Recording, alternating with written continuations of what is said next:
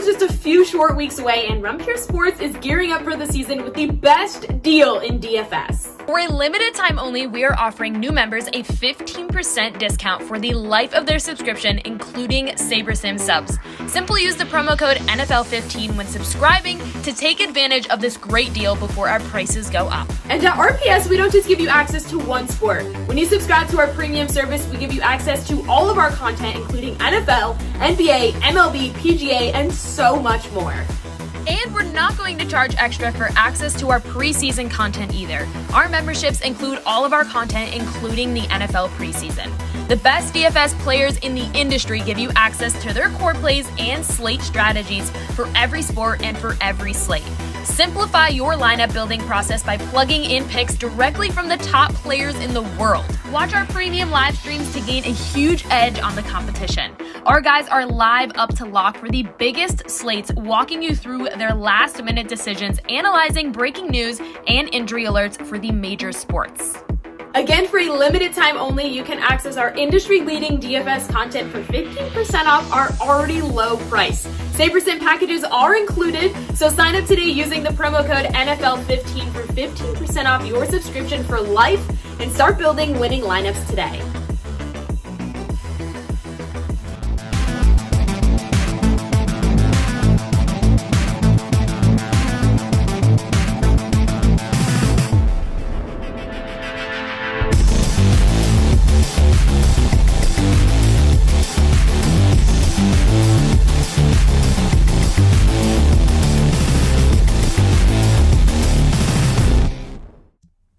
What's up, everybody? We're back for one final best ball show here before the NFL season kicks off here in a few days.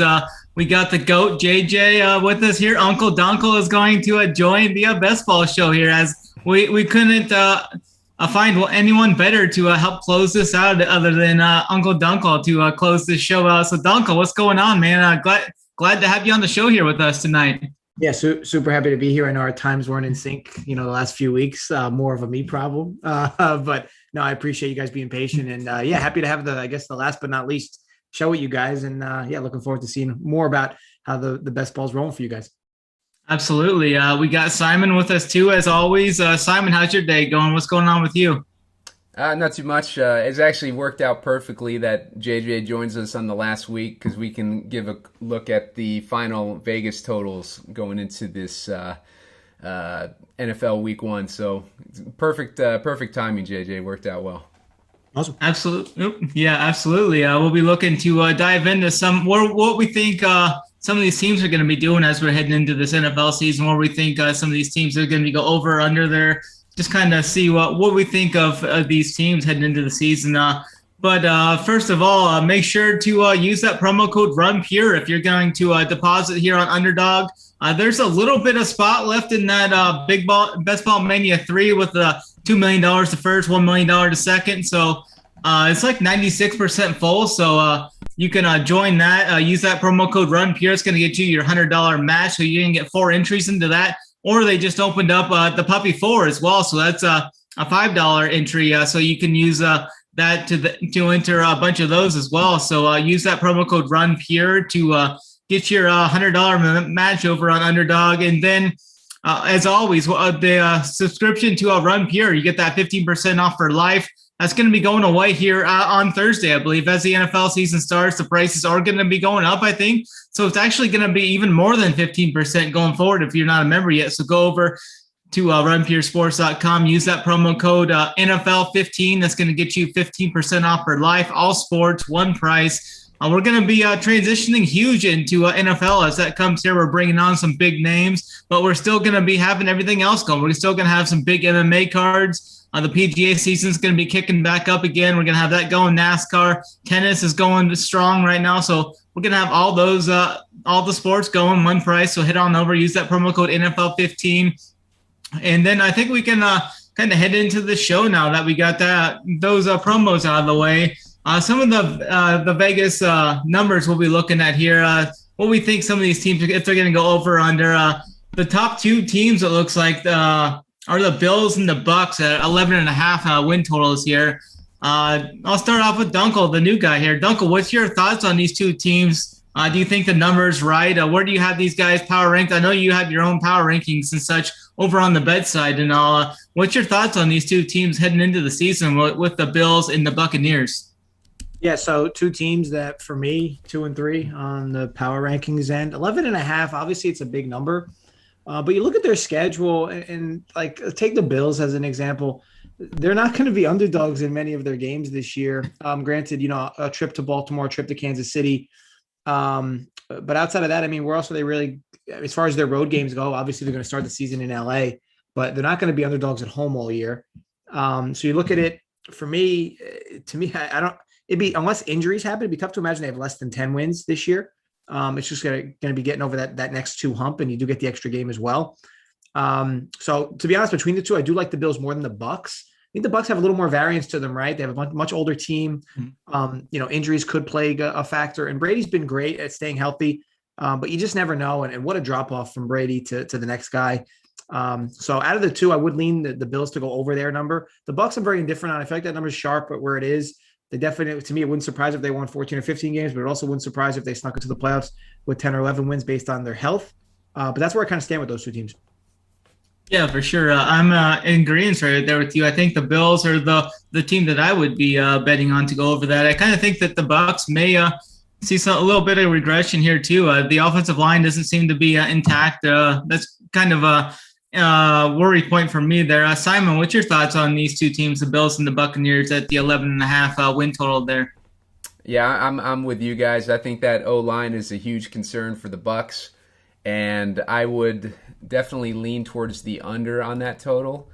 And I think the Bills, I'm all over I'd be all over the over of that total. But I think as far as underdog is concerned and best ball is concerned, you see those teams that have those 11.5 win totals. You want to try to get as much exposure as you can to those teams that have those higher totals. So I think right now the Bucs are dropping in price as far as their ADPs. So I think the Bucs are becoming better to start accumulating as we head into this last week of best ball, especially with their total still being in that 11.5 range.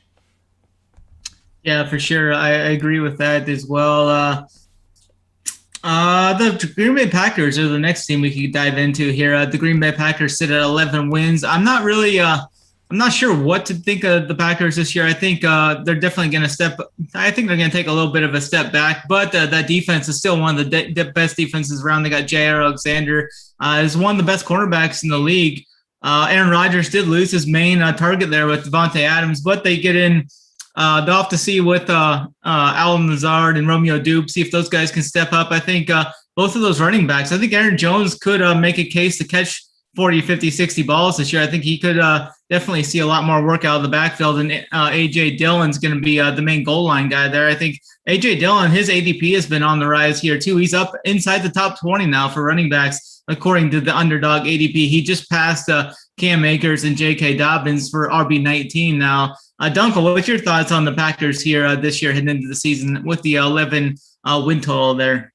Try to be as unbiased as possible. I am a Vikings fan, so I'll try to keep this PG. Look, I think the big question is going to be on the Devontae Adams replacement, right? I think overall there's a few guys. Lazard, he has some trust with. Watkins is new, but he probably has the most upside of their entire receiving core. And of course, Tanyan's been great. But here's the problem. It's like, to me, Minnesota's gotten better. Detroit's gotten better. Chicago obviously is a little worse, but you look at the Packers schedule, it's not exactly like a cakewalk. I think there's schedules out there that are more difficult, but you look at the first 4 weeks, they got to go at Minnesota, at Tampa, at home against New England. It wouldn't be crazy to think that they could start 1-3. I don't think they will, but they could. So I think the big thing is going to be on the replacement, right? Because Adams was so much of this offense, and how quickly or how easily is that able to, to be replicated or duplicated, if you will, with other players. I do lean this under, but that has a little more to do with the fact that I'm very overweight on Minnesota coming into this year. That has more to do with the rest of the division. To put into perspective, I'm a little overweight on Chicago at their current stance. We'll talk about that later. But I am underweight for sure on Green Bay and under that total for sure for me. Yeah, I think I would lean to the under as well for that. Simon, what's your thoughts here on the Packers going into this season? Yeah, I agree 100% with Dunkel. I think the Packers are just in a situation where they lost their top weapon. They lost a couple weapons because they lost MVS too. And their situation in their division, the Lions have improved. They've brought in a bunch of weapons. They've done the exact opposite of the Packers. And the Vikings have improved their coaching staff. So I think that those are going to be two tough teams to beat in the division, and I just think that 11 games for Green Bay is a little bit of a stretch. I know they probably could do it, but the past few years people have had their doubts on Green Bay and their team building and everything, and this year they finally lost a major weapon and then also MVS, who was a good weapon. So yeah, I just would lean towards the under on that total this year. Yeah, for sure. We've got quite a few teams here with a 10 over under win record here. Let's jump into let's just do this whole division here. The Chiefs, the Broncos, and the Chargers all sit at 10. I've talked about that. I'm very, very bullish on the Chargers this year. What are your guys' thoughts? Dunkel, what's your thought on those three teams? I think 3 of the 4 teams definitely could make the playoffs this year out of that division. Yeah, I think it's tough, right? Because you get the Denver improvement with Wilson. I think overall the Chargers are probably the team I'm lowest on in this division based on these numbers. It has nothing to do with that. I think they're going to have a bad year. They could win 9 games and sneak into the playoffs. They could win 10 games. I just think that there's got to be some team in here that's going to get beaten up enough where they're not going to work out, right? I'm a McDaniels guy. I think Oakland, I think Vegas is in good shape in this division. It's hard to imagine you give Russell Wilson better options, maybe not better receiving options per se, but he's got a better defense now behind him, and definitely got better running backs behind him as well. So it's hard not to like Denver, a team that can really be a ground and pound, good defensive team in that division. And then, of course, the Chiefs are the Chiefs, right? I think overall the two teams that I'm highest on in this division based on these numbers would, in fact, be the Chiefs, who I still have power ranked number 1. And the other one is the Raiders. I don't know, their number is not as high, I don't think. But I do think they're going to be better than folks may even think they will be. And I think the Chargers are going to be a little worse than folks think they will be. Yeah, that's. I guess we have a little bit of a disagreement there. I think the Chargers defense, they brought in some guys to help the defense, and I think Justin Herbert is going to take that step forward. But it'll be interesting to see. I definitely like the Raiders, so this year I think they're going to be a team that to even watch out for. I think the Raiders aren't a bad long shot to even win the division betting wise. If you're looking to get a little bit of a long shot there, Simon, what's your thoughts here on? We've talked about this division quite a bit on other shows. Again, what are your thoughts? Still the same on this division, or what are you thinking now? Yeah, no, I am trying to accumulate all that I can from this division. As many of the top guys from this division as you can get in your lineup is a good thing. But I go against Dunkel on the Chargers. I think the Chargers have done the most to improve their team this year. And I liked how aggressive they were last year, and I think one of the things that cost them with being aggressive last year was just having a shitty defense. So a lot of their risky decision-making was putting their defense in a bad position with field position and everything. But I think that'll change this year as they'll have a better defense that's more equipped to handle situations like that. But then they also added some offensive weapons too. So I think the Chargers are in good shape this year. The Broncos obviously added Russ Wilson. They had a pretty solid defense, I believe, already. But yeah, Broncos, I think their offense is obviously going to be a lot better this season. But I like the Chargers to win that division. But I bet on them to actually win the conference because it's kind of a crapshoot who wins that division. You see all these guys lumped in there with Chargers, Broncos at 10. I believe the Chiefs are 10.5. I think I put 10 on the spreadsheet, or on the show sheet, but that's 10.5 for the Chiefs. So yeah, it's kind of I would say the Chiefs. I would bet more on the under than any of those other teams, just because the Chiefs have a lot to figure out. Their defense still sucks, and they have a lot more offensive weapons that Patrick Mahomes is going to need to get in sync with. So if anything, I'd put the Chiefs under their win total. It's always good to have a little dispute here amongst the panel here. Makes for a fun show. Dunkel, what are you thinking about these Rams this upcoming year? How do you think they're going to come off of what they did last year? What's your thoughts on them entering 2022 season? Yeah, it's hard to doubt Sean McVay ran team, and Stafford proved that, he finally got weapons around him, and he was, as legit as people would have hoped, or fans of his would have hoped. I think overall I'm neutral on them or indifferent. The number makes sense for me at their number. You look at their schedule as well, the number makes sense. I think there's like 3 or 4 games this season, maybe 5, pending how teams improve throughout the year. 5 games this year where they'll be true underdogs. But remember, they don't exactly have a huge home field advantage either. So there's that, in the mix. But I think the number's a little high. Obviously, they went on a great run last year and won the Super Bowl. But I think certain things played right for them in many aspects. But regardless, I do think that 10 number is a slight bit high. I would lean under. Yep. Simon, any thoughts on that? Yeah, I think that's actually a good line for them. I think it could go either way, over or under, but I'd probably lean with JJ on the under, just because losing Beckham, losing Woods, they gain Robinson. I like Robinson a lot this year from an offensive perspective, but their defense got a little weaker too. So yeah, I would probably go more towards the under on the Rams.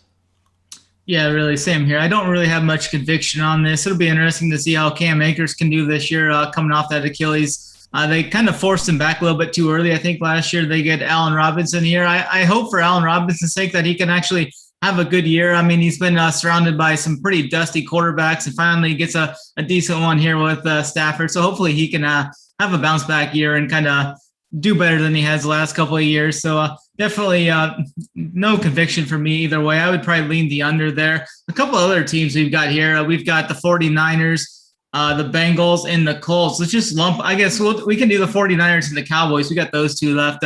Those old rivalries there. What are you thinking on the 49ers and the Cowboys here, JJ, heading into this year?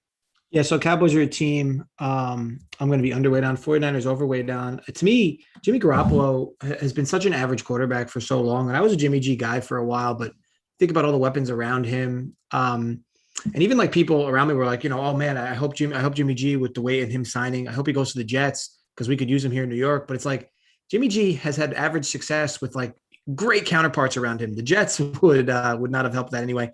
But it was obviously him still signing there. Trey Lance, I think, is a big improvement to this offense. We're going to see how that plays out, right? But I think he's going to make them a lot more competitive in games, gives them a much bigger threat with the run game, which has already been productive. Even though they lost McDaniel to Miami, the run game shouldn't change much. As for Dallas, I don't know. This team's a bit smoke and mirrors to me. It seems like they can't get things right. When the defense is running well, the offense isn't. When the offense is running well, the defense isn't. Just seems like that consistently times itself that way. Maybe it's a Cowboys thing. Maybe it's the head coach thing. But regardless, hard to love the Cowboys on a year-to-year basis. I know Philly's getting some steam as well. I think the Giants are going to be competitive in that division. But overall, like the 49ers a lot more than I like the Cowboys at that number.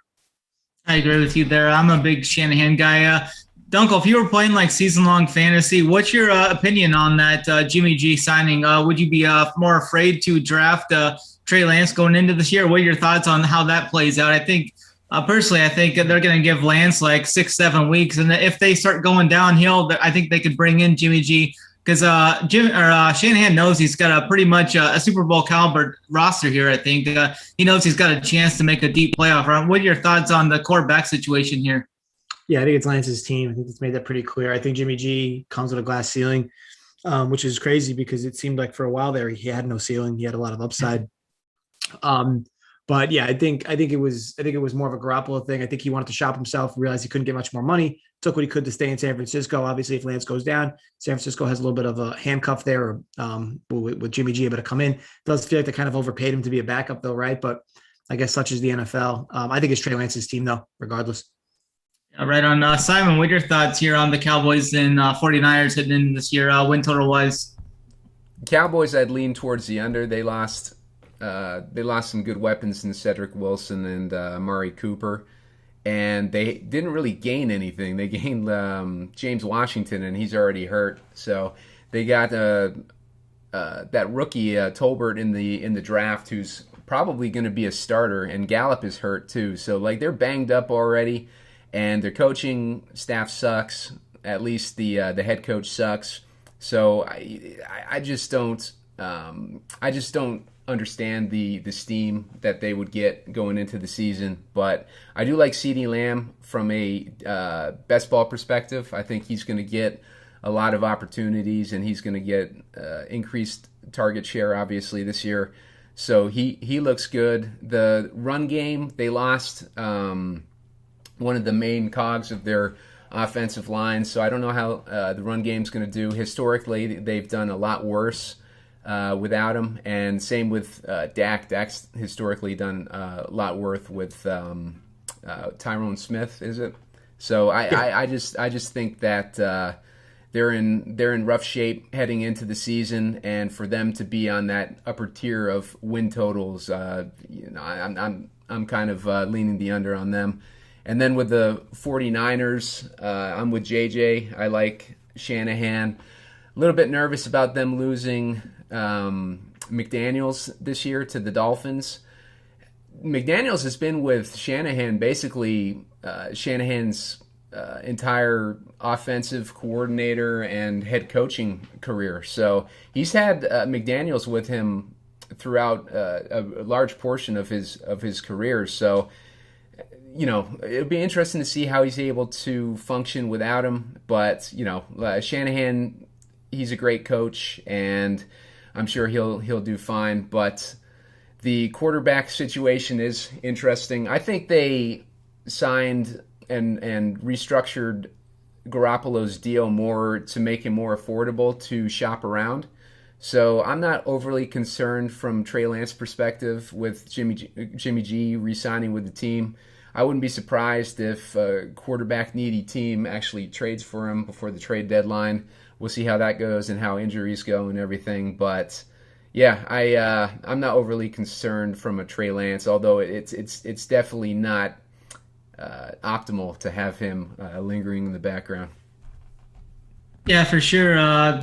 Definitely on the same point as you guys. The last two teams I have here for the over on 10 points is going to be the Bengals and the Colts. I'm kind of a little bearish on the Bengals this year as a result of winning the conference again. I definitely think the Ravens are going to be stronger this year, but the Browns and the Steelers should be down a little bit further. The Colts will be interesting there as well. Dunkel, what's your thoughts here on the Bengals and the Colts heading into this year? Do you think the Bengals are going to make another run at it this year, or do you think they're going to have a little regression here? Yeah, not as high on the Bengals this year. I think the Ravens really put their foothold on that division this year. I know they had multiple opportunities to do it last year. Ran into a lot of injuries in that secondary, though. Granted, that could happen again, but so not as high on the Bengals and certainly not as high on the Colts. I think look, I've liked Frank Wright as an offensive coordinator basically his whole career. It seems like as an offensive coach, he does a lot of mind-boggling things in relation to them as an offense. If you look at them from a yards per play perspective, it's one of the best offenses in the league every year. But from a points per play perspective, this team is in the middle of the pack every year. I mean, it's just consistently with this Colts and Frank Wright running this team. And that gives you a little pause for concern, right? Because now he's had a few different quarterbacks in these roles and still kind of the similar yards pile up, but the points don't. And it's tough to trust until Frank Wright can prove me wrong in that respect. And again, this is a guy that won a Super Bowl with Peterson in Philly, but he was the OC there, right? As a head coach, it's obviously a whole different ball game. I think the Colts once again have a really good offense and once again very likely struggle to score as much as they should, which likely could impact the win total. For sure. Simon, what are your thoughts here on the Bengals and the Colts here at 10 wins? I think the Bengals have a lot tougher schedule this year than they did last year, so it's going to be hard for them to get those wins, but I do like their offense from a best ball perspective. I think they're going to put up a ton of points this year, and I actually like been drafting Chase over Jefferson in that top five. So it's just a stand I'm taking. I think it's a crapshoot between Chase and Jefferson who could score the most points this year. So I'm just going to lean with Chase and try to be overexposed to him. But as far as the win total, though, yeah, I wouldn't be surprised if they go under there. And the Colts, I think that division, the AFC South, is wide open. I think any anyone could win it. I wouldn't be surprised to see, the Jags win it. I don't think the Texans could really, make a run with their team, but, like anything can happen. We always get those years where these crazy teams end up winning the division, so that wouldn't exactly shock me. I'd be surprised, but anything like that could happen. But I wouldn't be surprised to see the Jags take it. I actually bet on the Jags to win that division.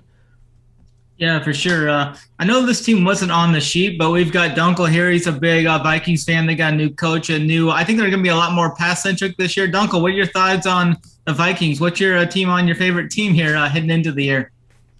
Yeah, I think it's all going to be big on Cousins again. I felt like, much like I say with the Cowboys, where it seems like whenever their offense plays good, their defense doesn't. It seems like whenever the defense for Minnesota doesn't play well, the offense plays well. And when, the offense plays well, the defense doesn't. It just seems like they're never on the same page. And Cousins is great. I mean, I don't know the schedule A to Z off the top of my head, but hopefully a lot of 105 Sunday games. Those seem to be right up Kirk Cousins' wheelhouse. But, he's definitely got plenty of talent around him. I know Thielen's starting to fade. I'm interested to see what they do with Rager, because Minnesota has done a tremendous job with receivers, throughout at least the last few seasons. The defense is a big question mark. I think the one year that they made the NFC Championship, they were very fortunate with third down percentage and their ability to force punts on third down, but their offensive numbers were in the middle of the pack. Their defensive numbers were in the middle of the pack, excuse me. I think overall, can Dalvin Cook stay healthy all year? It's not something he's been able to really do his entire career. So a lot of question marks around the team, but there's plenty of playmakers. I do like the fact they brought in the new head coach, a Sean McVay guy. Interested to see how that kind of develops around and how their offense looks this year. But yeah, high hopes for their offense. I think they're an undervalued team in the marketplace. And that may come with some bias, but I'm usually not this bullish on them coming into the year. But this year, with the Aaron Rodgers losing Adams, and the Lions still ways away from being good, and the Bears are arguably the worst team in football, I like the Vikings' hopes this year. Yeah, same here. I'm pretty bullish on the Vikings. So Simon, what are your thoughts here on the Vikings? We can just round the good teams out with the Vikings here. I know you said Justin Jefferson and Jamar Chase are basically 50-50 coin flip. So what are your thoughts here on the Vikings heading into this year? I like the Vikings. I do think that they have a strong offense and that new coaching staff. I hated Zimmer the last few years. He was just way too conservative. He prevented Justin Jefferson from getting that record, that Vikings record at the last game last year. All they had to do was pass him a couple more, and they kneeled it at the end of that game. So never forget that one, and just how ridiculously conservative he was. So it'd be nice to see if this coach is more aggressive for the Vikings from an offensive standpoint, so we can see their weapons perform a little bit more. But yeah, Thielen, I think, is kind of on the way out from a career perspective. I think it's 32, 33 at this point. So having KJ Osborne kind of showed flashes last year, so I like him. And JJ's absolutely right with Rager. Let's not forget he was a first-round pick a few years ago by the Eagles, and the Eagles are they've been pretty bad with wide receivers recently. Nelson Aguilar, they drafted him first or second round, I can't remember, but when he was with the Eagles, he sucked, and then he went to the Raiders, and he had that big season before going to the Patriots. So I would not be surprised to see Rager show some flashes this season on the Vikings. Yeah, sure. Sounds good. Let's hit on some of these teams that are going to be pretty bad this year. It sounds like from the win totals, the low win totals there. The Texans are 4.5. The Falcons are at 5 wins. Dunkel, what are your thoughts on those two teams? Do you think they can outweigh the win totals there and get over these, or do you think they're set right, or you think they're going to go a little under that as well? I think the Falcons are a good underplay, to be honest. I think they're going to be favored one total game this season, I think. And arguably they won't be, depending how the season goes, because they're going to host the Bears. To me, other than that, they're going to be underdogs in every other game this season. This team is still rebuilding, or at least trying to.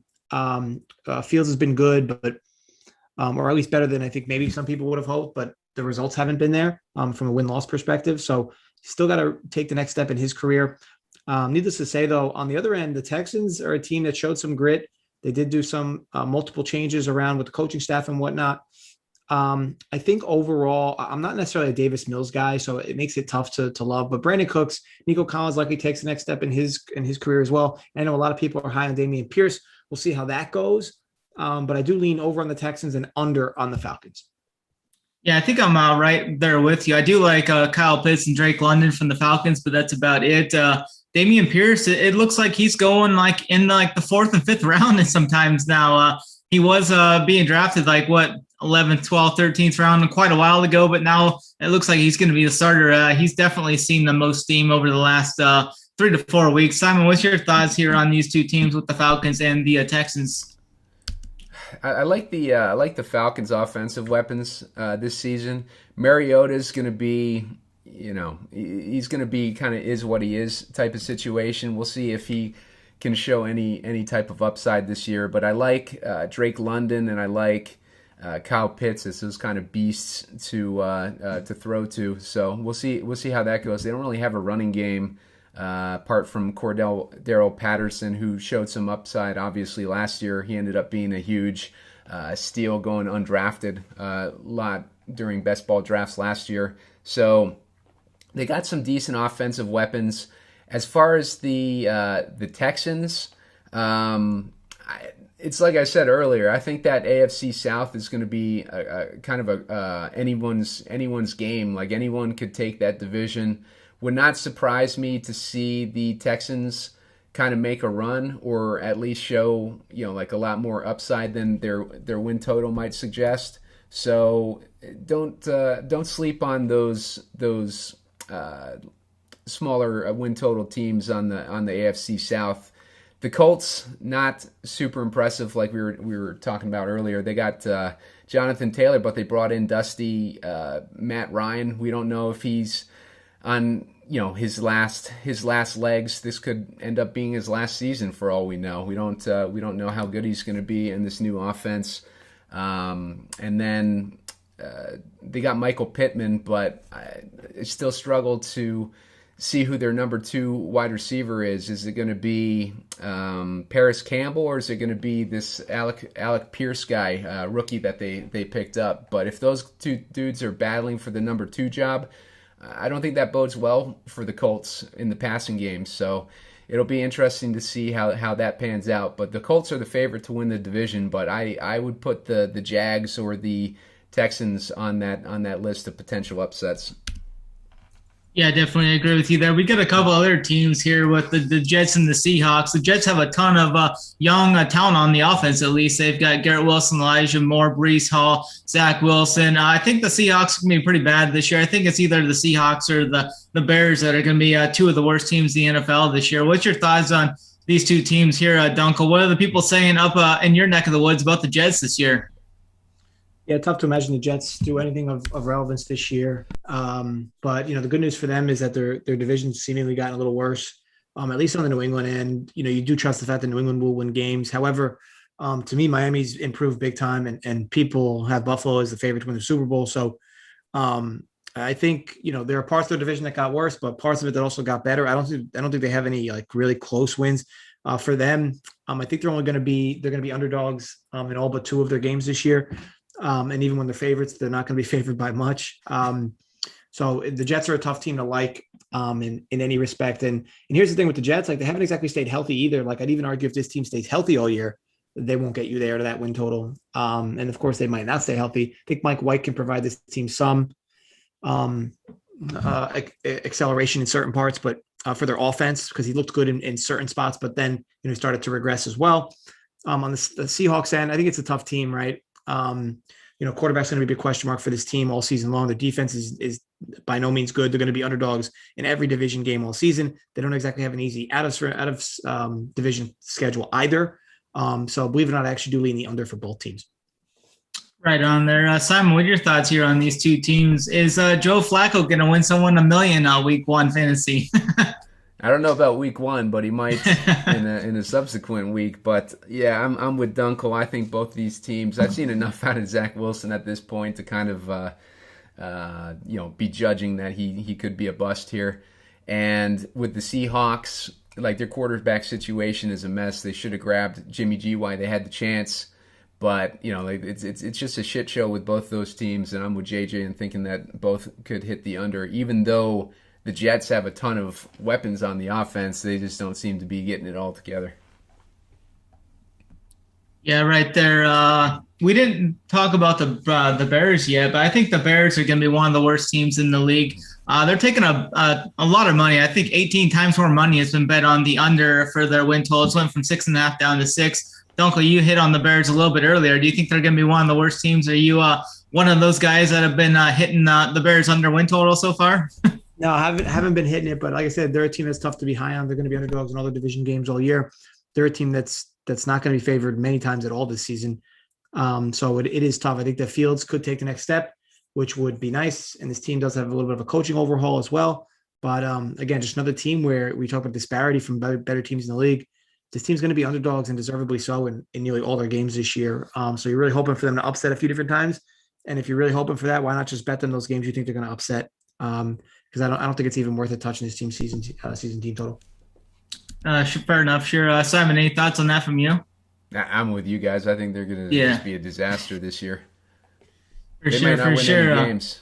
I wouldn't be surprised with that. Which teams do you think will surprise you guys there for this season? Which teams do you think are going to surprise you and everybody else here in the league? Dunkel, what are your surprise teams going into this year? Who are you high on this year that maybe other people aren't?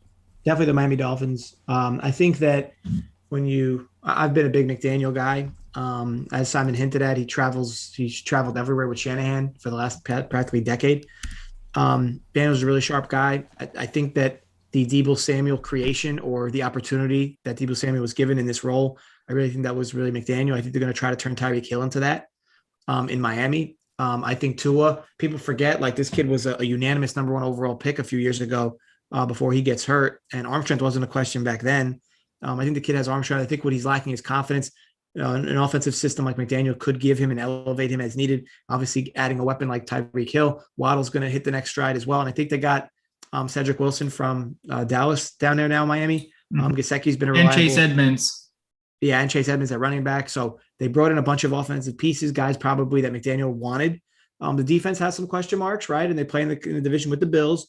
But to me, this is a team that can definitely go over their win total. There's going to be quite a few games that are going to be favorable for them. And if they do what I think they'll do, which is build momentum earlier in the year, they're going to be favored in a lot more games than I think that people think right now. So yeah, definitely high on Miami. They're probably the team I'm the highest on based on where the current win total is for this season. I definitely like the Dolphins too going into this year. It's one of the teams I was higher on too. Simon, what's the team do you think are going to surprise everyone this year? I'm with JJ on the Dolphins. I like McDaniels. And his specialty is getting guys open in space and taking advantage of the yards after the catch with speed guys, and separation with Tyreek and Waddle, like they're specialists in that. And then you got the accuracy of Tua, and you put them together with Mike McDaniel. They built the perfect team this year, so I think that they're gonna crush this year, and I've been trying to get as many of those dudes as possible. And Chase Edmonds on top of it. Chase Edmonds is another one of those yards after the catch, like open in space guys. So they're just gonna crush this year, I think. And as far as other teams that I think are not really getting slept on at this point, because I think the Eagles are now the favorite to win their division after the recent injuries to Dallas, and Dallas just looking like a mess right now. But I also like the Jaguars, as I hinted at earlier. I think the Jaguars could potentially win that division. As an Eagles fan, I like Doug Peterson joining that team, and the potential of him kind of mentoring Trevor Lawrence and getting Trevor Lawrence back on track. Huge upside potential there. So we'll see if they're able to get their shit together this year. But they spent a ton of money on weapons in the offseason.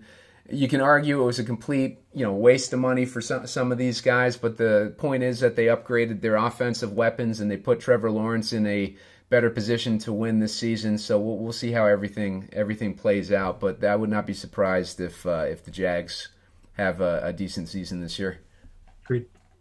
Yeah, I'm right there with you guys. Another team that I think I'm going to be pretty high on this year is the Philadelphia Eagles. I think they're getting a little steam, but they were 9-8 last year, second in the NFC East. They're kind of looking to avenge that playoff loss they had to Tampa Bay last year. I love what they did in the offseason, bringing in A.J. Brown. They brought in Bradbury, the cornerback, and they just traded for Gardner Johnson, that free safety from the Saints. They're going to bring him over. I think that defense is going to be pretty well stacked. I think Jalen Hurts is going to take a big step forward and make a case for a top 3 quarterback this year. So I'm definitely on the Eagles. I like the Miami. I like the Jacksonville Jaguars, like you guys as well. What are some teams that you think are going to disappoint people with like some bigger win totals that you think are going to bust or disappoint people this year? Dunkel, what's your favorite team to disappoint this year?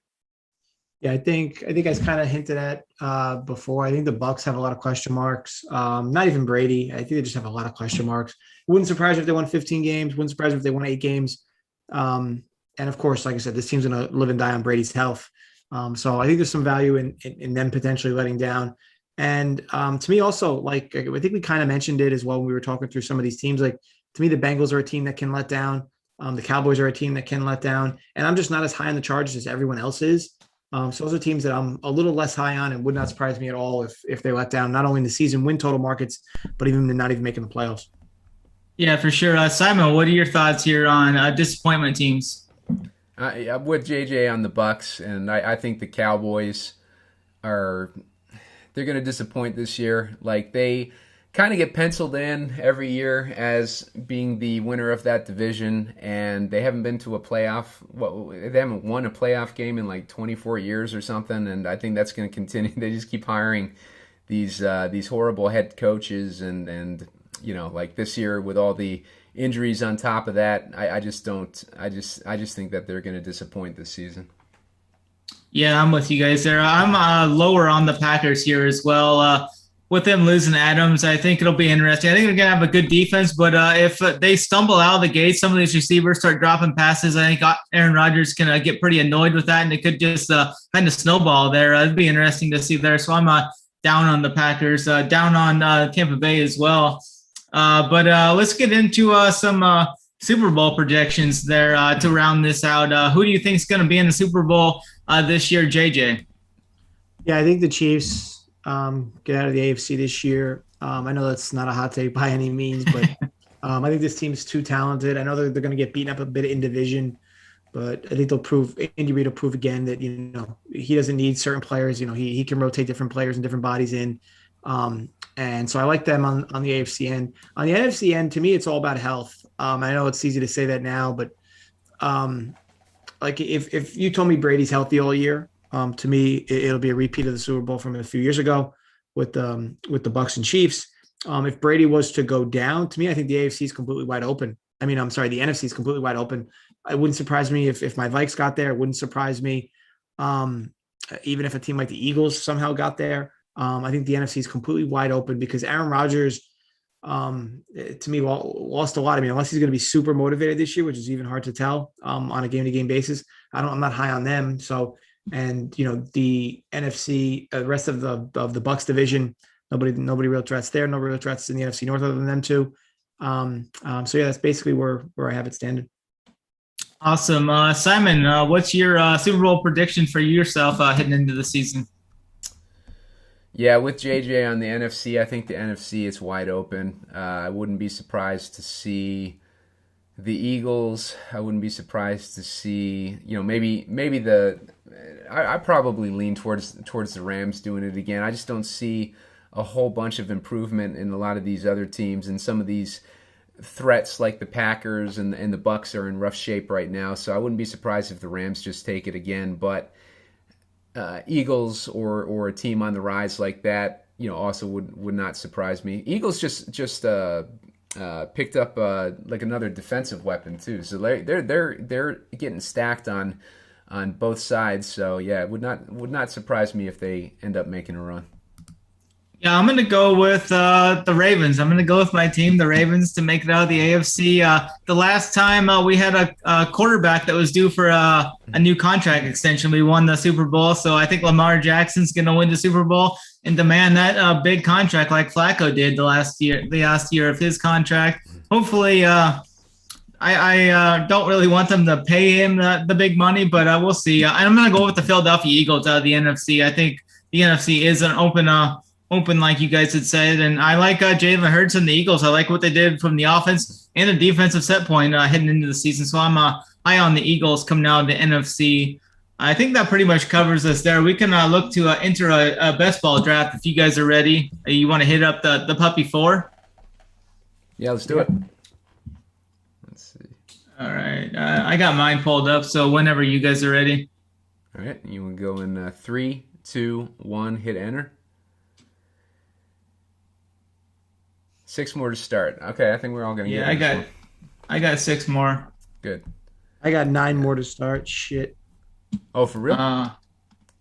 Maybe yours is a little slow there, JJ. I don't think we'd have 6 and... Mine just filled. Oh, it says starting soon now. Yeah. I don't. Oh, there's Uncle Dunkle. Uncle Dunkle's in there with us. Yeah, you made it, man. Oh.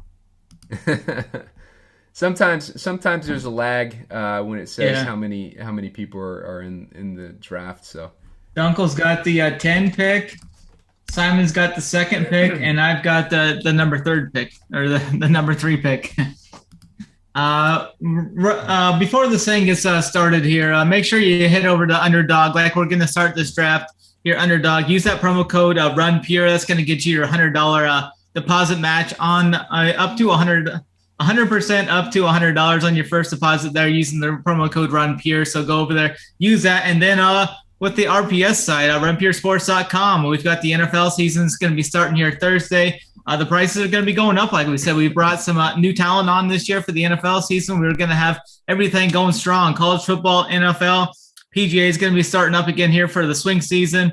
We're going to have MMA, tennis is still going, NASCAR, everything, all sports, one price, all slates. We're going to have all the Showdown content for all the island games too. So make sure to head over there. Use that promo code NFL15. That's going to get you 15% off for life. And it's actually end up going to be more than 15% off after the prices go up. So head on over, use the promo code NFL15 to get your 15% off for life over at Run Pure Sports. Join the movement. We're going to crush it this NFL season. And you can use the promo code. I think it's good for the bet side too, Dunkel. If they want to get everything, they can get the bet side too, right, Dunkel? Yep. Awesome. Get bets get you for free when you sign up for the DFS end, or bet 25 off also gets you 25% off the bets end. Absolutely. Dunkel and everybody over there has been crushing from the bedside. The Fax Man's over there too, putting his plays on the sheet. So it's going to be a great time to join the Run Pure Sports community. So head on over and join the movement. Simon went with McCaffrey. I had Jefferson, and we'll wait for Dunkel here in a little bit. He's going to be picked 10. Yeah, Dunkel, the worst thing that you can see when you're in a draft is Snyder's name right next to yours, because he loves to just like snipe the guys that he knows that you're looking for. So it's a huge pain in the ass. But Uncle Dunkel, you're safe there at the end of the draft. The only thing that sucks this year is that there's a pretty big disadvantage to being in the back half of these drafts. At least I think.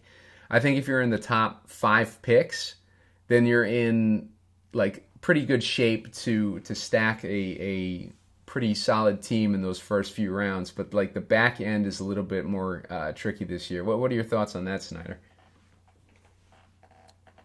Oh, what was that? Sorry, I was reading something else. What are you thinking of the back end of drafts this season versus the front end? I like going number 1 or number 2 personally. If I can get McCaffrey, I really like McCaffrey just because I think he's such a big advantage. I know there's injury risk there, but he averages like 4 to 5 more points a game than anybody else. So I'm drafting to win, and I think McCaffrey's going to have a big year this year. So I'm trying to get McCaffrey and then trying to get 2 of those other guys on the way around. So I really like starting at the start of the draft to get like a McCaffrey. I've been getting a lot of McCaffrey in the 1 and in the 2 because I think a lot of people are taking Jonathan Taylor over him this year.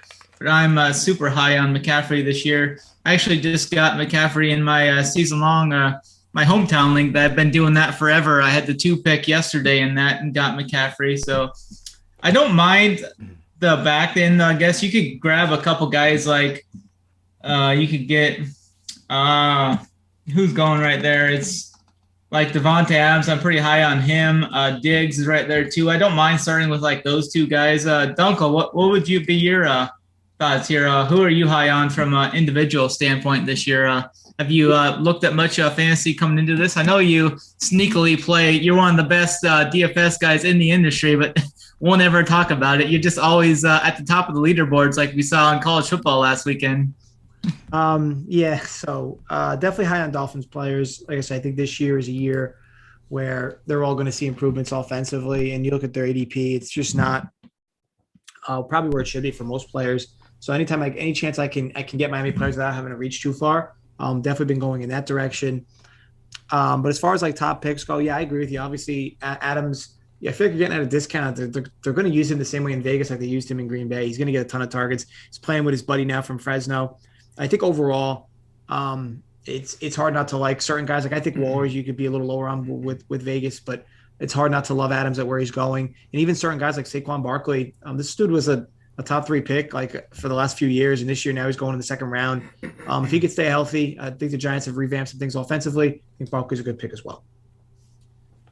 Yeah, for sure. I'm up here in about 13 seconds. I'm looking at getting either Javonte Williams or Mark Andrews. I've been pretty high on both of those guys throughout the drafts. I think Dunkel's one of the other guys that's actually as high on Devontae Adams as me. I'm super overweight on Devontae Adams this year in the best ball streets. And going forward, I think I'm right in lockstep with Dunkel. I think they're going to use him the same way. I think he could have a monster here. Playing in the dome too, which I mean, he's not going to be in the cold playing in 20-degree weathers in the winter either. He's going to be in a dome in a pretty good setting there. Do you think that's going to play any role there, Dunkel, with him moving to a dome versus playing on the frozen tundra? No, I mean, if anything, it proves that he's tough as shit. The guy played in some of the most frigid games in Green Bay and had huge games. I think it's only going to favor him to be consistently in warmer weather and enclosed in that division as well. He's going to be in warmer weather. So I think overall it was a great move for both. I don't know how much for the Packers, but it was a great move for the Raiders. And we'll see how it plays out with him and his old college buddy throwing to him. Yeah, for sure. Simon just took the guy I was probably going to take. I'm pretty high on Pittman there as well, and Simon just took Pittman. I think I'm going to I'm just going to keep rolling with I'm pretty high on Mike Williams because I'm pretty high on the Chargers. I know Dunkel won't like to hear that, but I think Mike Williams got a pretty huge ceiling, at least from a positional standpoint. Do you think any thoughts on Mike Williams, Dunkel, heading into this year? I know he had that huge start to last year where he just had like 4 or 5 games right in a row. He was scoring like 30 fantasy points every week. Do you have any thoughts on Mike Williams here, Dunkel? Yeah, I think he's more than fine. He should have a better year than last, and he had a great year last year to begin with. But again, there's a lot of mouths to feed in that team in general. Eckler is going to be seeing a lot of 3-down work now, and he's going to be catching a lot of passes. And it almost seems like with how many people are behind the Chargers, like they're going to need Justin Herbert to throw for like 10,000 yards this year, because it seems like a lot of people on the Chargers, and that's fair. But I do think it's only one of these guys is going to be the ones that go off. And of course, health is the big thing as well. I keep saying it, but it's just the reality. Keenan Allen has been great, and he's definitely more reliable than Williams is from Herbert's perspective. So we'll see how it plays out. It's hard not to be high on these guys. But again, Herbert's only one guy, and he's not going to throw for 10,000 yards this year. So only so many mouths can get fed. Definitely. There, Dunkel, let's see who you got on your team. You're up here in a couple picks. You started off with Devontae Adams, Joe Mixon. Definitely like that start. I think those two are solid options to anchor your team there if you're going late. Who are you looking to target here? You're up next to draft. Yeah, I'm hoping to solidify running back by getting Chubb. He's likely going to get nabbed here, though. If I can't get Chubb, I'll probably just go with the guy I just mentioned before, in Keenan Allen. I don't feel the need to reach for a QB here, so I probably won't. And let me see who he went with. No, he didn't go with Chubb, so yep, I'll go with Chubb here. Awesome. So I can solidify, the running backs on my end. Mm-hmm. Simon, what are your thoughts here on the Steelers getting into the season? It looks like Trubisky starting. He was named the captain today. And Jaylen Warren right there is pretty much solidified himself as the RB2 for Pittsburgh. What are your thoughts there on the Steelers heading into this year? The Steelers are one of those teams that they just always seem to be in that playoff hunt. So even when they had Kyle Rudolph take over the team a couple years ago when Ben got hurt, guys like James Conner were stepping up. So I mean, they always seem to be trying to win. Like right there in it. Like they're coaching. I like their coaching a lot. I think their coaching keeps them in these games and stuff like that. So even if we go into a season thinking, the Steelers are going to suck this year, like they end up being right there in the playoff hunt at the end of the season. Last year we were all making fun of the Steelers, and then Dusty Ben somehow like found his way into the playoffs. I know they got eliminated in the first round or whatever, but they still made it to the playoffs. So I would not be surprised to see them surprise this year. But yeah, Mitchell Trubisky, we talked a little bit about him last week and how I think the Steelers are going to give him a long leash. I think they're pretty loyal to their quarterbacks. They give them a shot to prove themselves. So I would not be surprised to see, I think their bye week is week 9, so I wouldn't be surprised to see Trubisky at least the starter until week 9. For sure. Dunkel, you have any thoughts on the Pittsburgh Trubisky starting there? What do you think he's going to do there? Do you think he's going to revert back to the Chicago Browns Trubisky that was continuously turning the ball over? What are your thoughts there? Yeah, I think that this is going to be Pickett's team. It's just a matter of when. Hopefully sooner rather than later. A big Pickett guy. I just look at a kid who absolutely tore apart Clemson's defense 2 years in a row. And you just don't see it. And the closest thing to an NFL defense we have in college football these days is Georgia and Clemson. And Pickett's just a gunslinger. I know that he gets the small hands negativity, but I've just watched him play against some of the best defenses in college. Pittsburgh is not a team that has these gunslingers. I mean, I know they brought in Slovis now this year. He's already been struggling. Just seems like he was bred differently, Pickett. And it's a perfect narrative with him in Pittsburgh. I'm high on Pittsburgh if they make the switch to him. I just don't know when that'll happen. Yeah, for sure. I just took Justin Herbert with my third pick to stack with Mike Williams. So I got Herbert, Javonte Williams, Justin Jefferson, and Mike Williams to start out my team. Simon went with Patrick Mahomes with his third pick. He got a solid team there, brewing there. Simon with Mahomes, McCaffrey, Tyreek Hill, and Michael Pittman. That's a strong start for you there. What are you looking to take with your next pick here coming into round 5? Looking at Terry McLaurin, I'm surprised he's still around. He's ADP is 43, and I'm grabbing him right now with pick 50. Not overly high on him in general, but when I see a value like that fall, 7-8 spots in the first few rounds, then it's kind of tough to come by that kind of value. And I don't have a ton of Terry McLaurin this year, and I don't like a lot of the other options. I guess I like Rashad Bateman better than McLaurin, but I think I'm going to take the value and just kind of diversify a little bit. Yeah, I went with A.J. Dillon there. His ADP has definitely been on the rise, like I said earlier in the show. He's all the way up to 54.6 ADP. I took him at 51, which is fine to give him my RB2. I think he's going to see a lot of work in the goal line this year. Over the last week, he's up about 5 spots ADP-wise, so I like the A.J. Dillon for my second back there. Dunkel, you have any thoughts on A.J. Dillon heading into this year?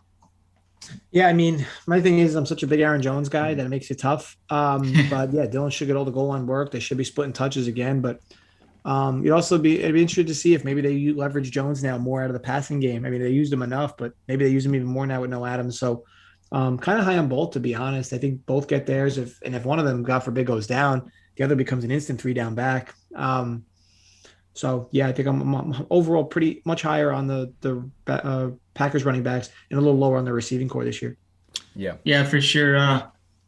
Marlon Mack got cut. It's like the Achilles injury is undefeated. And unless your name is Muhammad Ibrahim, that running back from Minnesota, he came off of an Achilles injury, had over 100 yards last week, which is pretty impressive to see him come back as well as he did. Dunkel's on the clock right now. What are you looking to take here?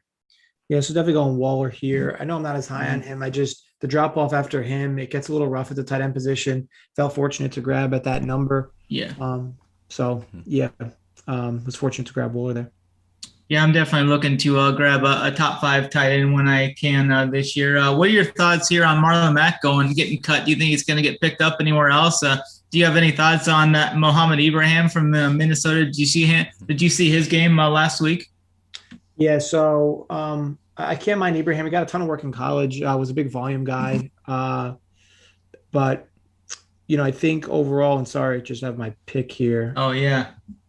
Let me see. Oh. Dunkel has a nice little Vegas stack brewing. Yeah. Getting yeah, it's nice. Added Michael Thomas there. Yeah. Yeah. You're obviously pretty high on Michael Thomas too this year if you're taking him there. Do you think he's going to finally stay healthy and kind of have a pretty good season this year, Dunkel, or do you have any conviction on Michael Thomas this year? I think if it's not now, I don't know when it'll be. I think to me, it's a lot like the Saquon thing where it's like, this is a guy that's used to going in the first round.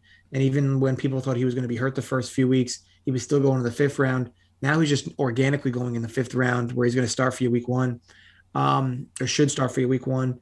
Like I said, I think if there's going to be a year, it's going to have to be now. This was a guy that was just an absolute freak in the NFL. And everybody's writing him off now and why he's sliding as far as he slid. So for me, it's an upside grab, and I'm hoping he has a good year.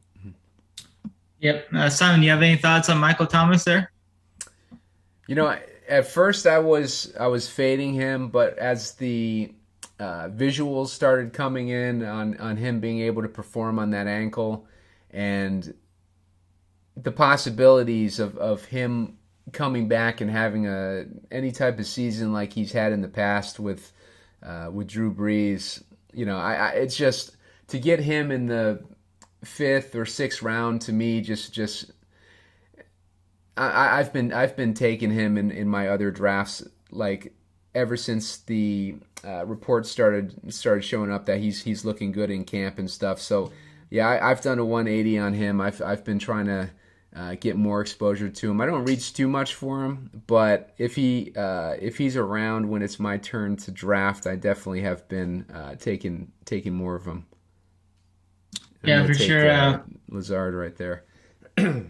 I was looking at Lazard there and ended up going with Schultz to try and get a fairly decent tight end there. But if I don't get one of those top five tight ends, I'm kind of looking at a guy like Isaiah Likely for I'll draft like 2 or 3 mid-range tight ends. Isaiah Likely, I think he's going to be the third receiving option there. He was strong in preseason, had that one game where he went for 8 catches for 100 yards in that game.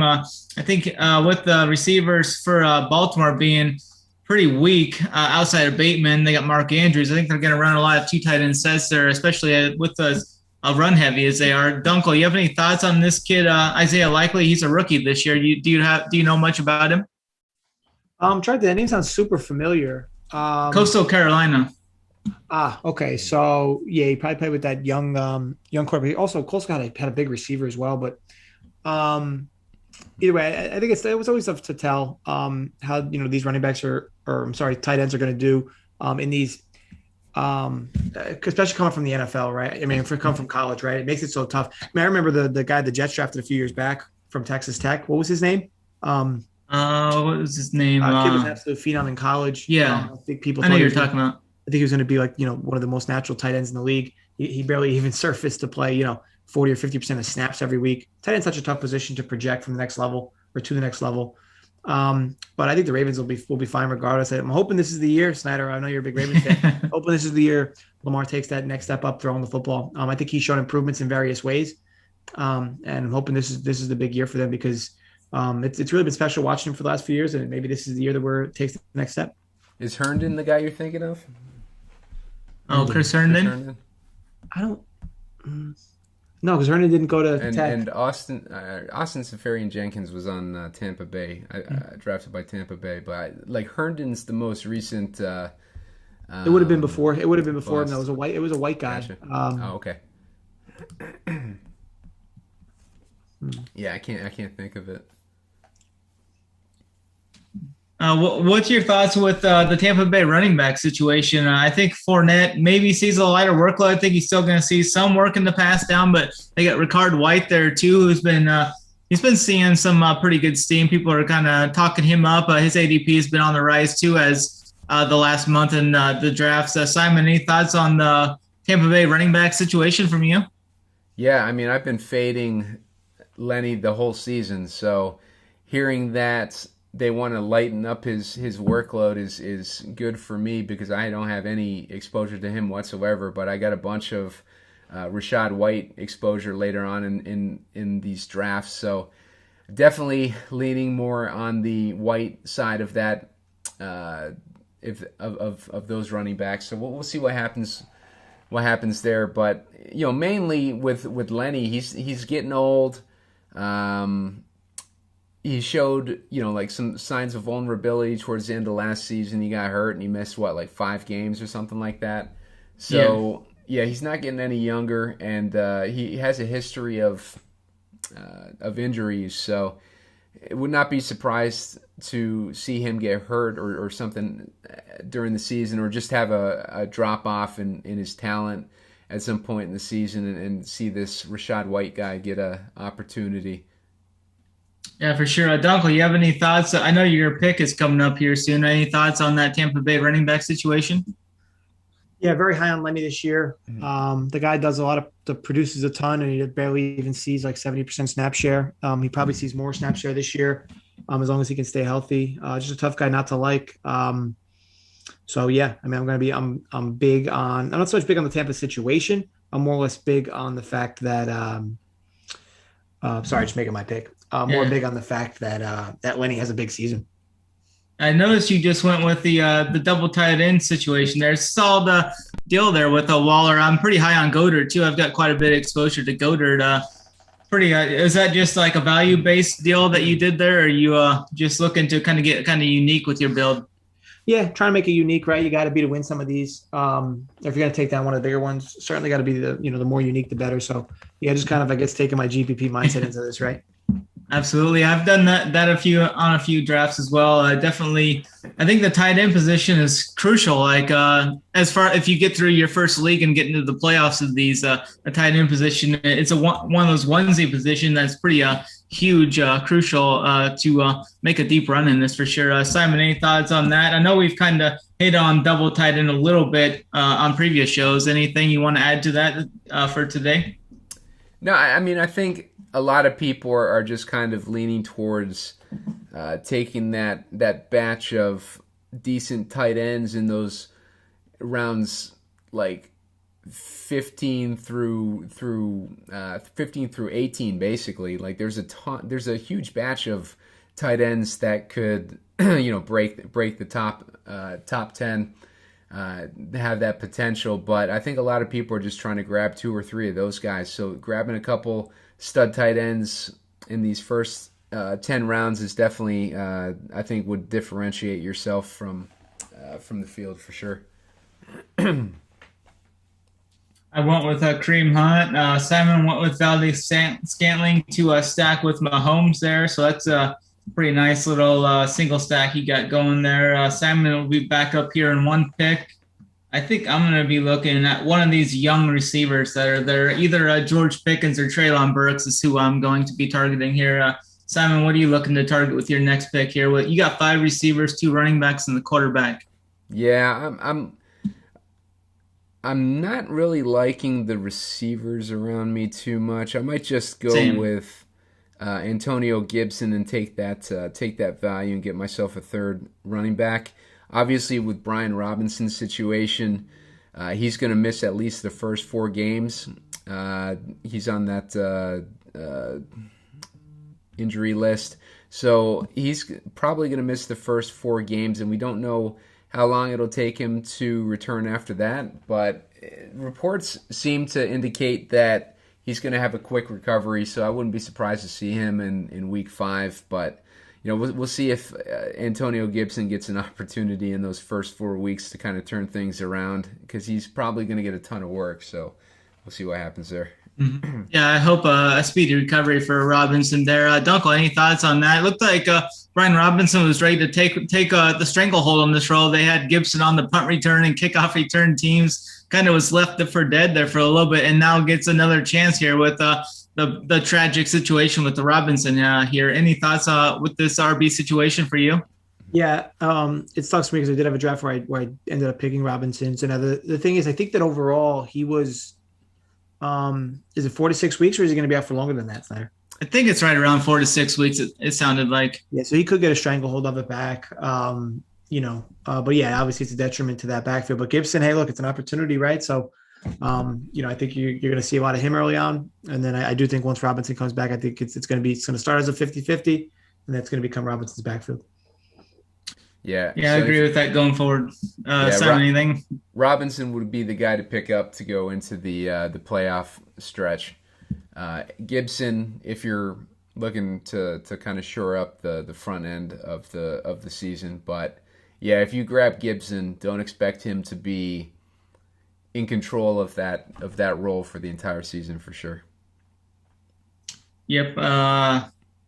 Some other things we could hit on here. It looks like Belichick's been still stroking Stevenson and such. There any thoughts from you, Dunkel, with this RB situation? You got Harris and Stevenson there. Any thoughts on those two from you from the New England side, kind of up in your neck of the woods as well?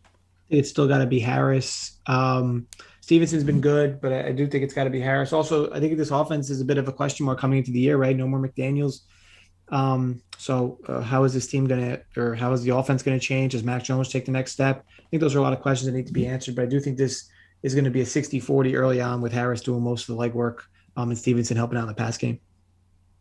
Yeah, for sure. Simon, any thoughts from you on that New England running back situation?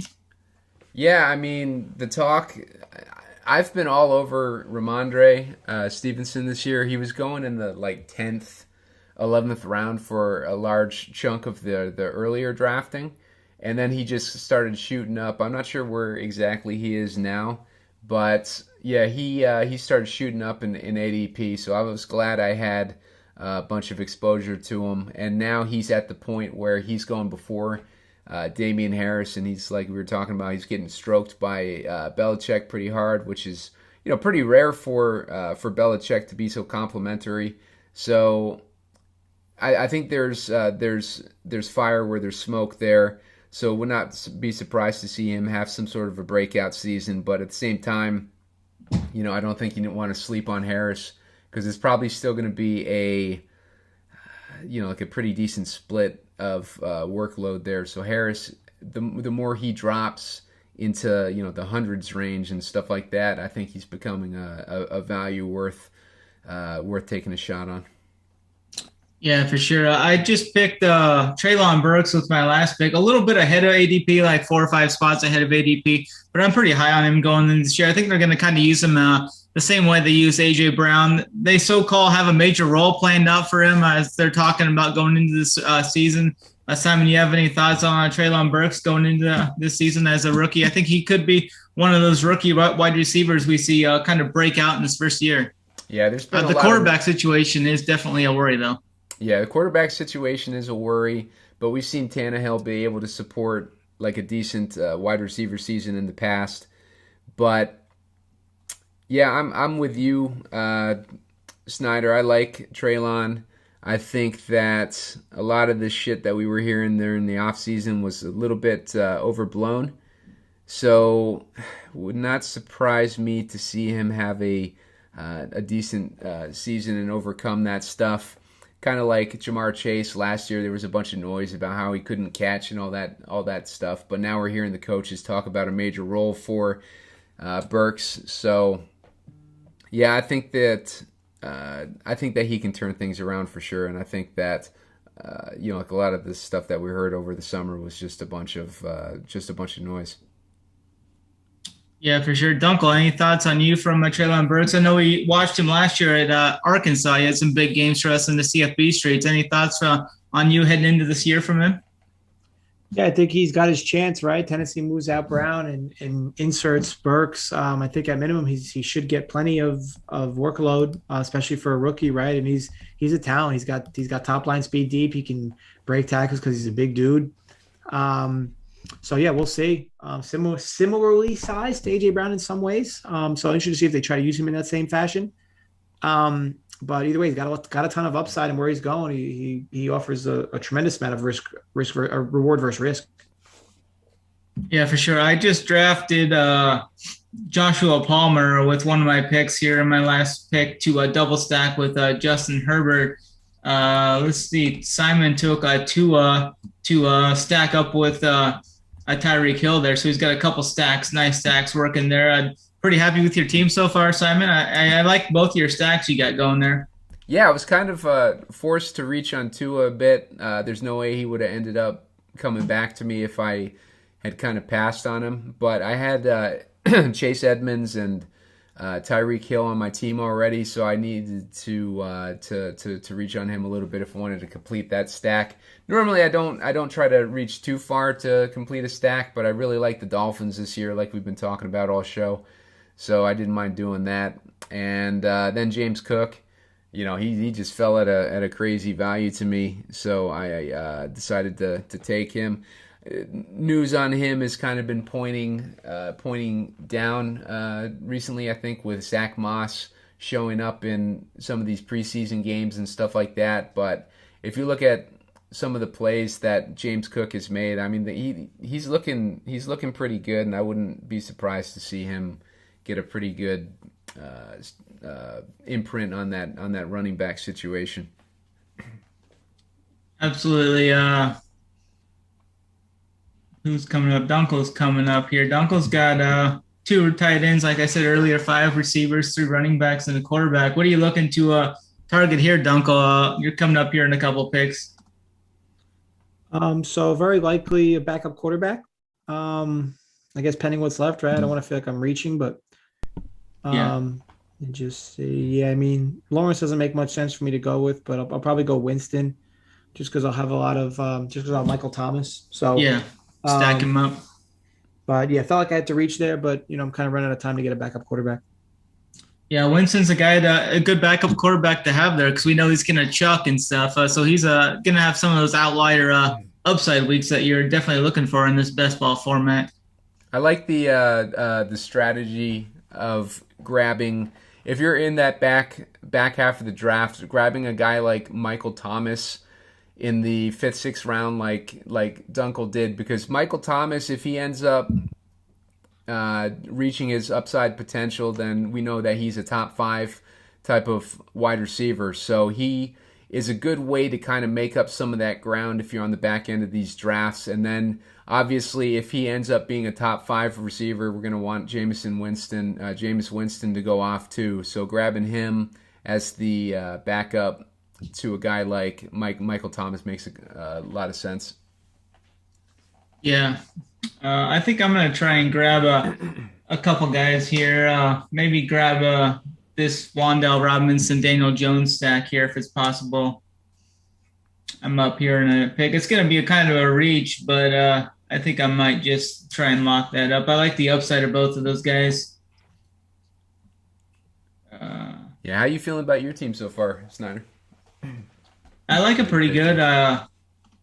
Yeah, I just took Wan'Dale there. I think I got a pretty solid upside there. I got Herbert with the Herbert double stack with Williams and Josh Palmer, and then I'm going to try and get that Daniel Johnson, Wan'Dale Robinson stack there. Pretty good running backs, Javonte, AJ Dillon, Kareem Hunt, possible upside guy, and Kenneth Gainwell could have some spike weeks, I think, as well.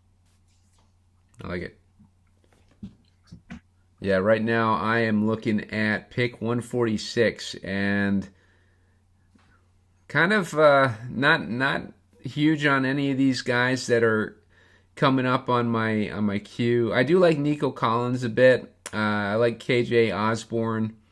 I think I'm gonna probably lean with Nico Collins though, just because he's gonna be the wide receiver 2 versus Osborne. Well, you know what? Fuck it. I'm gonna take Osborne because I think that it kind of goes with my theme of I faded Thielen all season. So if I'm fading Thielen, it's because I don't think that he's going to perform as a wide receiver 2. But I think the Minnesota offense is going to be strong, so it makes a lot of sense to take Osborne, who could step in to pick up the slack for Thielen this season. Yeah, I kind of like Osborne as a sneaky guy this week. Dunkel, the Vikings fan, you have any thoughts on Osborne this year? I think he's kind of a sneaky upside fantasy player this year. I agree. I think Thielen just hasn't been able to stay healthy, right? I think if Thielen can have a year where he's healthy every game, not to say I don't think you'll hear from Osborne. I think he will, but he's just not going to have as much opportunity. But again, it's kind of been like death taxes and Adam Thielen gets hurt. So he gets hurt at all, yeah. Slide Oswald right into that role, and he's going to have some huge upside, especially for a few certain weeks for anybody, right? And if Thielen has a long-term injury, whatever it is, definitely going to be a step right in. Yeah, definitely. They're another interesting thing. We see Michael Gallup avoid the pup lifts there, so it looked like he could be on the pup list and could have missed 4 to 5, 6 weeks early on in the season. Now it looks like he's going to be back sooner than they originally anticipated. So I think that's good for the Cowboys long term going forward. Any thoughts on that, Simon, for this year?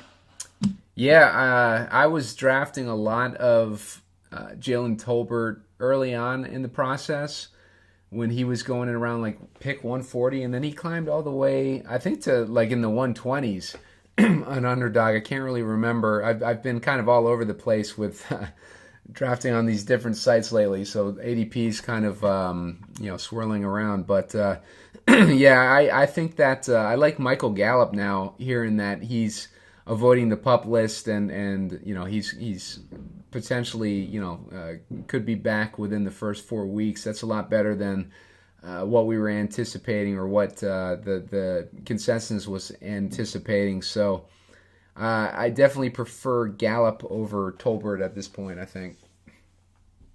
Yeah, for sure. Dunkel, any thoughts on you from this news with Gallup? Should be ready sooner than later this year. Yeah, I think it's great for the Cowboys. Especially with no Cooper. They're going to have to find production in other places, right? And I think Gallup coming back soon is going to only help this team. Interested to see what happens with Zeke this year, though. It seems like Pollard kind of passed him up a bit, but I guess time will tell. For sure.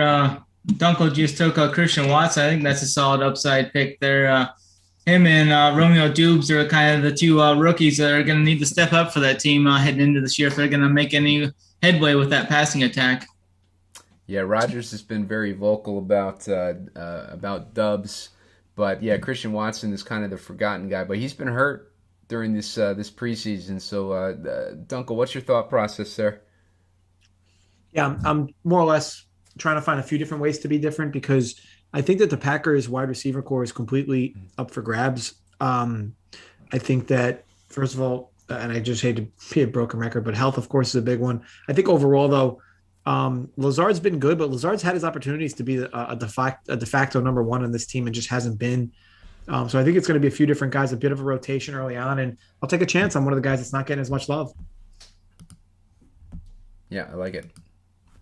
I think Watson has definitely kind of been the forgotten man in that offense. I think everybody has just kind of assumed that he's not going to perform this year, and they kind of forget the fact that he was drafted in the second round and they traded up to get him. They traded a lot to get him. So team believed in him going into the season.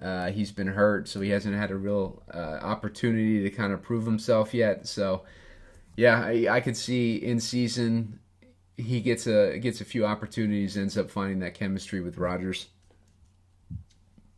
Yeah, I'm up here in another pick. I think I might try. They just grabbed Brian. I was going to try and grab Brian Robinson for a late stash, but I'm going to have to pivot here, and maybe I just go with McKissick for another running back. Yeah, I think I'm just going to go with McKissick. I think he's still going to definitely have a role receiving-wise. He could have a bigger role early in the year, too. Dunkel, you have any thoughts on McKissick this year? He's going to be used definitely in the passing game. Yeah. I mean, he was actually quite a stud last year, late in the season as well, right? I think a guy that now is going to get a little more love with no more Robinson, at least for the first few weeks, and he's going to get the third down work, so you're good there. And again, God forbid Gibson gets her, maybe gets a few extra snaps underneath. Can't mind it at all. For sure. It looks like Godwin's back to practice without any knee brace. So we've got Godwin there. You got Russell Gage, Mike Evans, Julio Jones. I think they're still going to kind of sparingly use Julio Jones, try and keep him more so for the end of the season, like have a deep run there with him into the playoffs. So, Dunkel, any thoughts on this Tampa Bay wide receiver core here? We talked about the team as a whole kind of earlier. Any thoughts on this wide receiver as what they're going to do as a position group? One of the best in football, right? Yeah. So, yeah, I think big thing is a lot of older guys in that receiving core as well. A lot of veteran dudes. So, can they stay healthy? Like I said, I think to your point, they're gonna try to rest guys as much as possible, give them the best opportunity. But needless to say, I think there's going to be opportunities a ton for this offense or these weapons. And again, the running game I talked on earlier. So, yeah, just overall, the O-line's the big question mark with this team, right? Mm-hmm. For sure. Simon, any thoughts from you with Godwin returning to practice without a knee brace now? Another guy returning from this ACL a lot faster than anticipated. So we got Gallup, we got Godwin, and the guy that we want to have a speedy recovery is J.K. Dobbins, and we're not hearing any, positive news coming out of him, but he was yelling at some touts out there for saying that he was limping in a video, so that was pretty funny. But I'd like to see J.K. Dobbins start to make a move. But I do like seeing J.K. Dobbins ADP continue to drop. It's kind of making him a lot more interesting in those early rounds. But these ACLs, Snyder's been talking about it all throughout our drafting this season, that these ACLs, they're coming back faster and faster, and Snyder actually was projecting a lot of these guys that nobody thought would be back this quick to be back this quick. So good call by Snyder this season. Yeah, hopefully JK can definitely have a good season this year. I'm way overweight on him. I was taking him a ton in like the 7th round there for a while. Hopefully he can kind of put some of these words right back in those beat reporters' faces here. Any thoughts from you, Dunkel, with some of these guys coming back soon from these ACLs? Like we talked about Godwin there. What do you think on Dobbins heading into this year? Science, right? Science. I think, in relation to Dobbins, I think we had a lot of high hopes for him coming out of Ohio State in a big spot here. He looks really good when he plays. You're up too, Dunkel. So when he let me just draft the quarterback real quick. Yeah. My last quarterback I take. So, he has so much upside in that offense, and, mobile quarterbacks only make the job easier for running backs. So yeah, I mean, I like that whole running back tandem, and if it winds up being Dobbins' job, great. Once he's back. Yeah, for sure. I think he's definitely got the upside there for sure. So we'll see what happens there. Hopefully he can have a pretty big year there.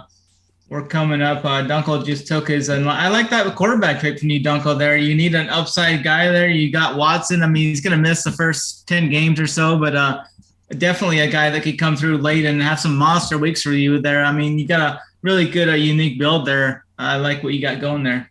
Yeah, thank you. I'm up here in a couple picks. I've got 7 receivers, 5 quarterbacks. I only have 1 tight end. I'll probably look to get my guy Isaiah Likely here if he falls to me. I was hoping he was going to be there for me this round, so it'll be pretty tilting if someone takes him from me. But the 3 teams in front of me all have 2 tight ends, so that guy took one, but it wasn't Isaiah Likely, so hopefully he can fall to me there. Thanks, Obama. Didn't pick him. We've got this guy right in front of me. Hopefully he leaves me for him, or otherwise I'll have to go with, I got him right there. That's pretty good. That's what I was trying to get. I like the Likely pairing with Schultz. Schultz should be pretty steady there, and then I got Likely there for a backup guy. I totally slept on the tight end position. I just realized in that last round I didn't have any tight ends yet, so now I'm going to be one of those dudes scrambling at the back end of these drafts to freaking just grab 3. Yeah, that's basically what I'm going to do. I grabbed Noah Fant, and Brevin Jordan. So both have upside. Fant, obviously, you don't want to grab a guy from the the Seahawks, but sometimes you get desperate, so we'll see how that plays out. I think I'm going to take Logan Thomas. I'm going to take a third tight end too. I think Logan Thomas, he's another one of those guys that's coming back sooner than we thought. I think he's a good upside tight end play there. Jameis Williams was another guy. Jameson Williams. Yeah, Jameson Williams is another ACL guy. I grabbed him. So same mentality. I like the upside there. I mean, he was so explosive at Alabama last year. If he could get on the fast turf there, I think he could have a big year with Aroma St. Brown and some of those other guys there, DeAndre Swift. Dunkel, you have any thoughts on Jameson Williams when he makes a return this year? That's a good point. Loved him in college. Dude was an absolute freak. But then again, it seems like every Alabama receiver is, right? Who's the guy in Philly? Devontae Smith was just awesome, right? Yeah. James Williams was really good though. Interesting to see in terms of how he comes back, when he comes back, and Detroit's got Amari St. Brown as well, who's just been tremendous, right? He was great for us at the end of the season. Yeah. I mean, he was definitely a run pure guy, that's for sure. Hopefully nothing but the speediest of recoveries for him, and love to see him back on the field. Yeah, for sure. Dunkel's got his pick right here. 17th. We're almost done here. This is 17th round. Just one more round. Yeah. We're going to close this out here. So it'll be pretty good there. Any thoughts on Nyheim Hines there, Dunkel and Simon? I'm kind of picking him some. I think he's still going to have a role here. Last year he still had a role, even with Jonathan Taylor had that big season last year. So I think Nyheim Hines is still definitely a guy to sprinkle in your builds. Dunkel, any thoughts on Nyheim Hines this year? No, can't mind it at all. And we know about running backs that have gigantic workloads, and the year after, Taylor's got a lot of miles in those tires. You never necessarily root for anybody to get hurt, but you just feel like a running back like him with how many touches he's had. It's only a matter of time. We saw with McCaffrey. Hopefully now McCaffrey will have a full season after getting hurt a bit or banged up a bit the last few seasons. But we'll see. I mean, Taylor also has a huge amount of workload on his tires from his Wisconsin days, so he's been nothing but impressive. Hopefully he stays healthy. I just feel like taking guys like Hines ain't gonna hurt you much at all. Yeah, we saw what happened to Derrick Henry. It took him a little while. He finally kind of regressed there for the injury bug. Simon, any thoughts with Nyheim Hines this year? Coaches are talking him up as being a big part of the offense, and the beat writer was saying that he thinks that he's going to have. Would not be surprised to see him have the most receptions that he's ever had in his career this season. So the drum beats are strong for him. Would not be surprised to see him have not a breakout season, but like a really strong season. So being the I don't know if he's considered a direct back. I don't know who the direct backup to Taylor would be. Like if Taylor went down, it seems like Nyheim Hines is just kind of going to maintain his receiving role if anything happened. But do you know anything about that, Snyder or Dunkel, about that situation? I don't really know. They might bring a guy in, but I think it would definitely boost Hines' workload, though, for sure. Yeah, Marlon Mack. Any thought, Dunkel? yeah, Marlon Mack could be back. I don't know. I mean, I hope so. I mean, my big negative takes on Taylor his first season was, number one, of course, him running to offensive lineman, but I never thought he was even going to see enough playing time because they loved Mack. I mean, Mack got hurt like the second snap of the season of Taylor's rookie year, which, definitely helped push him forward, and he hasn't looked back since. Yep, there we one last pick here in the draft, and we're going to close this draft out. There it ends. Go in there and pull this up and see who we got. I can go through my team first. I got Justin Herbert and Daniel Jones for my two quarterbacks there. I got Herbert stacked with Mike Williams and Josh Palmer, and I got Daniel Jones stacked with Wan'Dale Robinson. The running backs, I got Javonte Williams, A.J. Dillon, Kareem Hunt, Kenneth Gainwell, and J.D. McKissick. I think there's enough points there to kind of get me through each week. Javonte's my stud, and then those other four can kind of hopefully sprinkle in, 15 points or so a week. Justin Jefferson was my top pick. I think he's one of those alpha type receivers with this This is Jefferson, Chase, and Cup. I think they're all elite wide receivers this year. Definitely happy to have one of the three. So I got him. I got Drake London, Treylon Burks, a couple upside rookies there. Wan'Dale Robinson, another rookie. Marvin Jones and Donovan Peoples-Jones was my last pick. And then I went with 3 tight ends, Schultz, Isaiah Likely, and Logan Thomas there. Simon, you want to hit on your team? Yeah, I ended up with Patrick Mahomes, stacked him up with Jerick McKinnon, who I think is going to have a strong presence in that running game, particularly as the pass-catching back maybe. We'll see how that plays out. And then I grabbed Marquez Valdes-Scantling to kind of complete that stack. I got Tua. I got him with Chase Edmonds and Tyreek Hill. So that's a nice little Miami stack that I like there. First pick was Christian McCaffrey. Don't think you can really go wrong there. And the beauty of having him ranked as your top overall player is Jonathan Taylor gets picked at that number 1 spot a lot, so you get a lot of exposure to Christian McCaffrey that way. Then I have Antonio Gibson, James Cook, and Jerick McKinnon. I already said Jerick McKinnon to kind of round out my running backs. For wide receiver, I got Michael Pittman. Think he can have a strong year this year. Terry McLaurin, Alan Lazard, mentioned MVS already, Garrett Wilson, KJ Osborne, and Jameson Williams. Thing there I'm noticing with my wide receivers right now is I have a lot of wide receivers from shitty teams, which I don't like to do too much. I like to have them from pretty much all from solid teams, but I got Washington mixed in there. Indy is a good team, but it's not like a great team. And then the Jets and Detroit mixed in there too. Detroit, obviously, everybody's kind of thinking they're going to have a turnaround this year, so we'll see how that plays out. Tight ends, I have Noah Fant, I have Brevin Jordan, and Tyler Conklin. I ended up grabbing in that last round. Tyler Conklin has won the role of the pass-catching tight end in the Jets, it seems. I was thinking in the beginning of the season, off-season, I was thinking it would be Uzoma, but it seems like Tyler Conklin has really kind of taken that spot. So we'll see how that plays out. Actually interested in, like, JJ, what do you think of Tyler Conklin, him being from Minnesota? What are your thoughts on him in that Jets offense? Yeah, I liked him. Super reliable over the middle. Quarterback play is going to be degraded now for him, which is going to hurt a bit, but maybe he can be more of a safety blanket.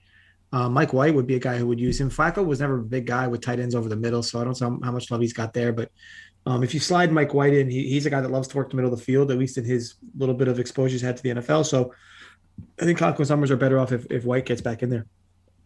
Nice. Yeah, Dunkel, you want to hit on your team quick? You got yours still pulled up, or I can run through it quick? Yeah, sure. Yeah. So I got a little snagged by somebody taking Murray in front of me about a few picks earlier in the draft because I knew I was going to wanted a few of the later round Arizona pass catchers for value. So it was a shame that I couldn't get him. And then somebody, for some random reason, reached for Derek Carr. Derek Carr was my plan all along because I had Adams, Waller. But so missed both those opportunities, which is fine. But it loses my ability to stacks, which is why I went Winston, at least to give me somebody, because Michael Thomas, I would hope if this team's going to do anything, Michael Thomas is going to have a big year anyway, so which would likely mean Winston does. And then obviously I did the 3 tight ends and went 2 early tight ends to give myself better exposure week to week, and just went a little deeper on the wide receiver end. But either way, we felt a little snagged on the quarterback situation, but I all around do like this team. Absolutely, yeah. I like the build you got going there. It's a nice, unique build. I think it's a team that can make a deep run if you can get out of your league. So definitely like that. I think we hit everything pretty well. We definitely appreciate and thank JJ and Uncle Dunkel for hopping on the final show with us here. Any final thoughts from you guys here? Any final thoughts from you, Dunkel? Anything you want to hit on or promote here? Yeah, just go Dolphins. I mean, I'm very exposed to them in various ways. For this upcoming season, I'll probably be playing them a lot in DFS, whether they do me good or not. Either way, go. I mean, that's on the DFS and betting end, but in terms of the personal end, go Vikings. Definitely. Simon, any final thoughts here as we kind of close this best ball show out for the year or until the playoffs come back?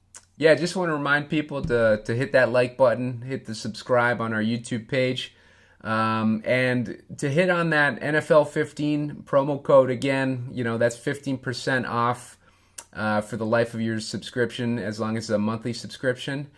That includes plans that include SaberSim too. So if you get one of those SaberSim plans, then you'll get 15% off that combination plan right there.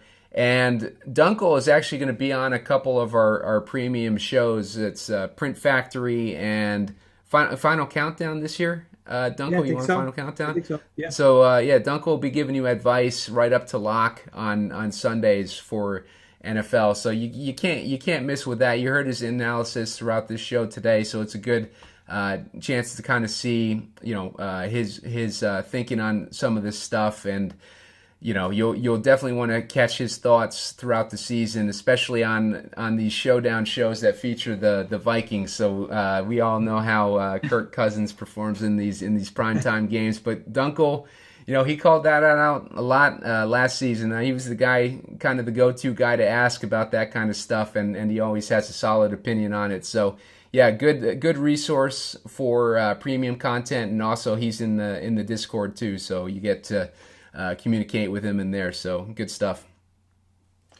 Absolutely. Make sure to hit on that NFL 15 code there. Use that for all sports, one price. Use that promo code RUNPIER for Underdog, as the Best Ball Mania 3 is closing up and the Puppy 4 is just underway, but that'll be filling up here in a few days, I think. So I think that's going to do it for us here. Thanks a lot for watching the show with us all off season and into the season starting. I think we're going to be back with some best ball playoff shows here later on down the season. But we had a really good success there. I think right. Simon was close to taking down a couple of the big tournaments there. We definitely hit the scenarios pretty spot on there. So we'll be back and we'll be looking to do that again. But that's going to do us for tonight. Thanks a lot for watching as always. And for Uncle Dunkel, for Simon, I'm Snyder. Simon, get us out of here.